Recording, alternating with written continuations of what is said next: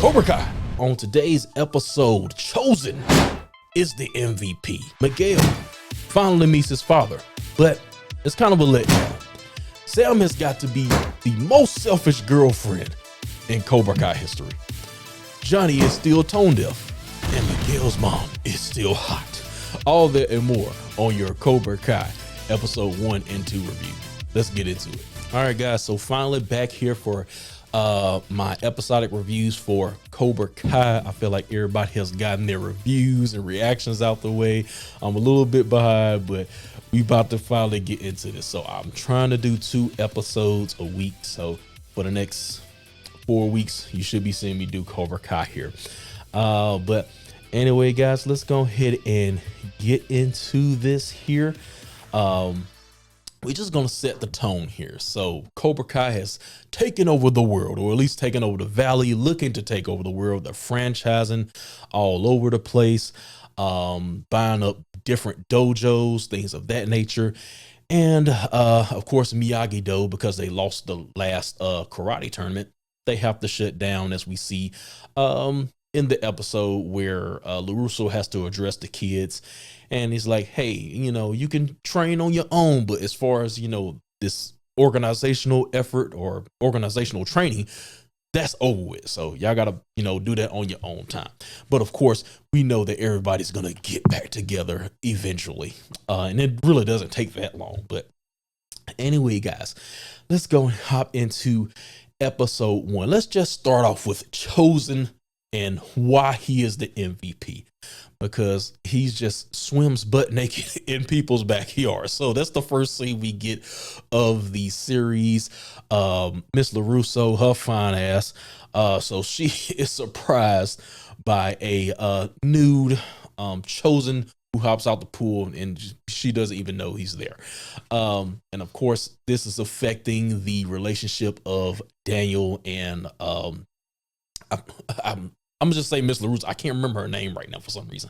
So yeah, so they're having issues because LaRusso is just, you know, his mind is consumed with Cobra Kai and they're gonna take over. I gotta stop them and everything like that. But going back to Chozen and why he is the MVP, of course we get the, you know, the comedic relief from him. There was also that scene where he had the daggers and he was talking about I don't want you to kill Chozen. He's like, it's not for killing, this is for the chopping, rowing, or whatever he said when he had the daggers in his hands here. And so we got the comedic relief from him, but we also get some good action sequences from Chozen as well. And he's just an all-out badass, you know what I'm saying? He's completely with the shits. So he's down to fight. But anyway, I'll get into a little bit more as far as Chozen and his moments during episodes 1 and 2. But let's move on to Miguel here. So that's a big part of episode 1 and 2, the search for his father, which left me, you know, I felt like I wanted more. We wrapped up everything in 2 episodes. Unless he's coming back for season 3, after episode 2, we don't see his father anymore. I'm thinking like he's going to show up at his mother's doorstep or something like that. And he also, you know, he was about to find out that Carmen was his mother. So I'm thinking that, you know, they were teasing that when he was searching through his phone later in the episode, either 1 or 2, and he was about to get to it, and of course, you know, he got distracted. So I'm thinking, you know, there was going to be an eventual, you know, I guess reunion between his mom and his dad, but that didn't seem to happen, at least in this season. Maybe next time, I don't know, maybe next season. But anyway, I'm jumping a little bit ahead. So Miguel, of course, is getting off the bus from Mexico, like we left off from the last season. And of course, he's a deer in headlights. He doesn't know where he is. He gets scammed by the locals, these surfboard guys, you know, they scam him.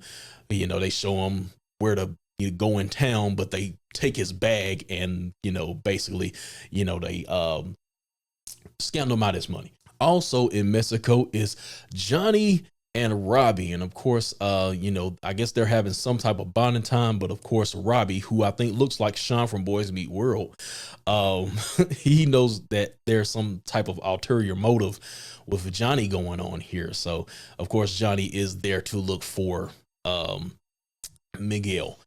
And Robby goes along with it. And what I love about this scene right here, we get classic tone deaf Johnny. What did he say? He said this phone has 60 minutos, that's 300 minutes in US minutes or something like that. I was like, man, Johnny is just like so low-key racist. But anyway, well, not low-key racist, he's just seriously deaf tone. If he was racist, he wouldn't be with Miguel's mom, who is Miguel. Can we speak on Miguel's mom right now? Since I'm already on it, I have an affinity for the Latinas, so I love Miguel's mom.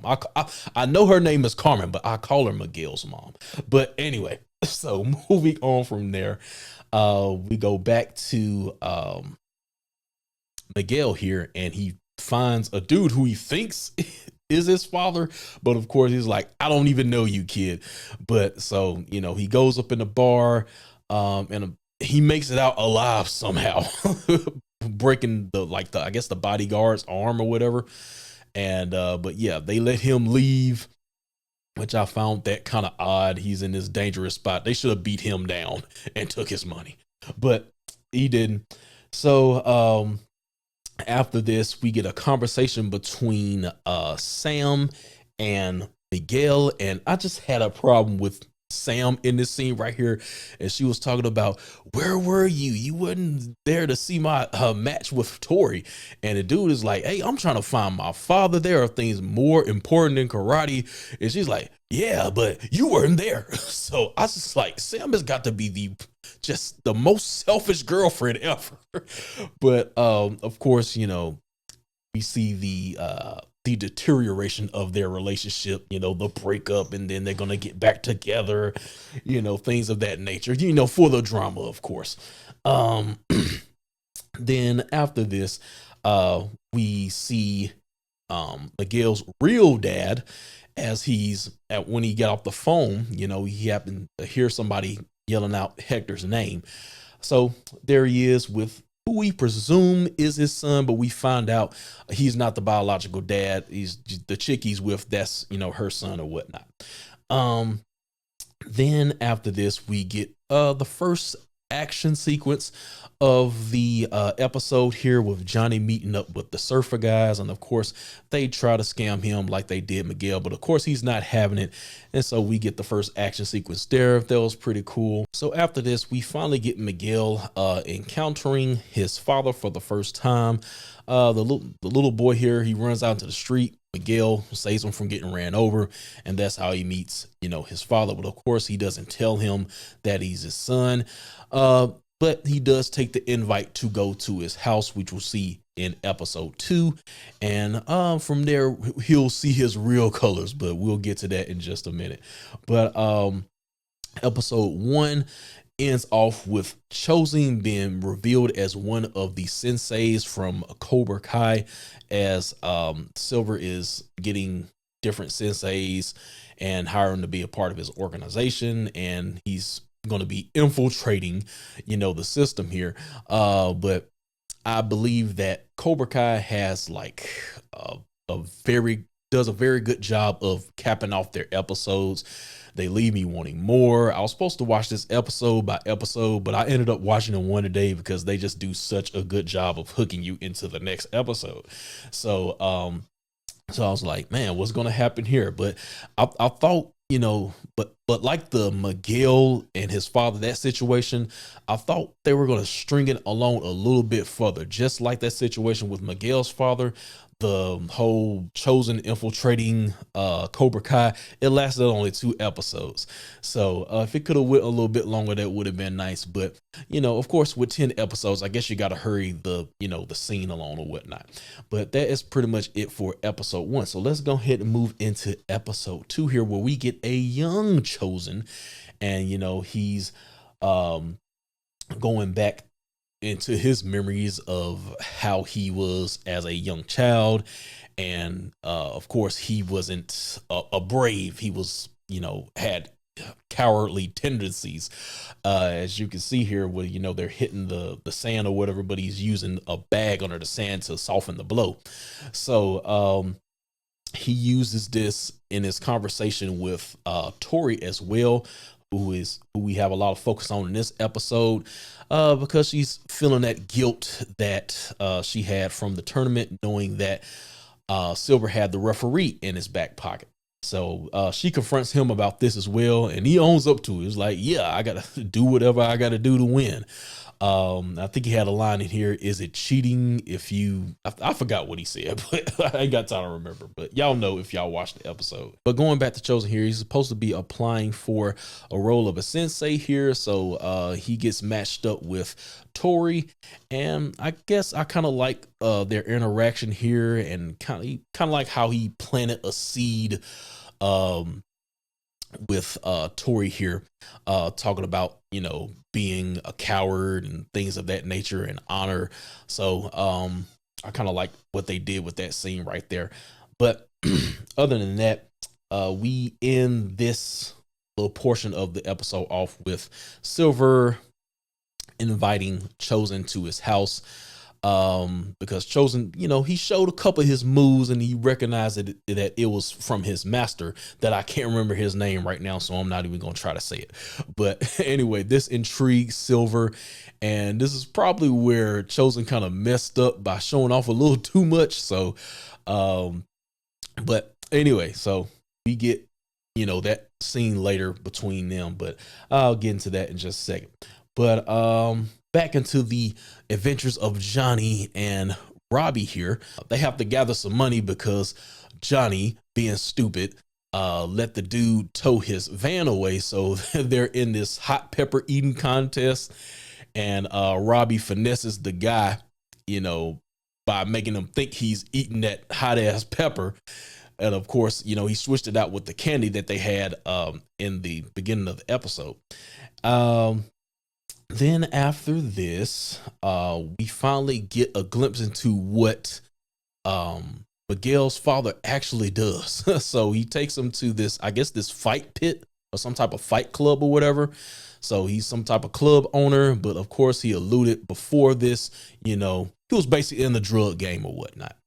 And then we see Robby and Johnny catch up to Miguel.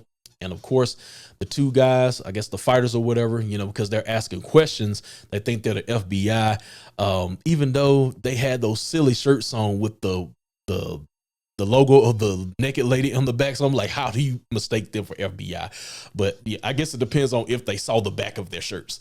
But anyway, so this leads to another action sequence between Johnny and I guess the UFC guys or whatever. And then this forces Hector to question Miguel. And this is where we start seeing his demeanor change. We start seeing the real Hector. But of course, they go off somewhere, so Hector can lay low because he thinks the feds are after him.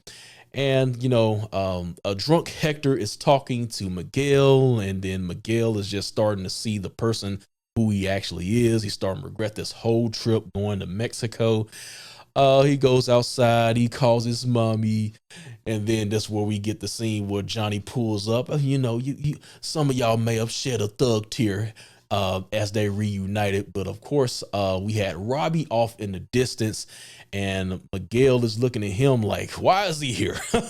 So I guess with that, we got to have this whole how are we going to get along, or how are we going to coexist now that Robby is in the picture. That pretty much wraps up the Miguel and the search for his father, which I thought ended kind of short. But elsewhere we have Chozen, who is meeting up with Silver at his house, and I'm kind of at this point, I'm like, okay, I think Silver knows something.